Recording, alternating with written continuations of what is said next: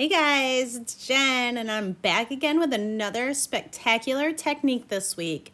Now, this is my first time doing this technique, so bear with me while I show you this, but we are going to do some offsetting.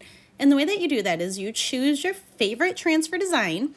Today we're going to use this Exist Loudly one, and you go ahead and apply that in your base color. Now, in between every layer, I will heat set it just to make sure that paste is dry, and I will wash off my transfer. But now that I'm on to my next layer, what I'm going to do is I am going to line up that transfer, and then I'm just going to offset it. I'm going to move it to the right and up just a little. And then I'm going to apply my next color, which happens to be Bumblebee. See how that's offset? Make sure you dry in between. And I'm going to try it one more time just to show you guys again. This is such a fun and easy technique.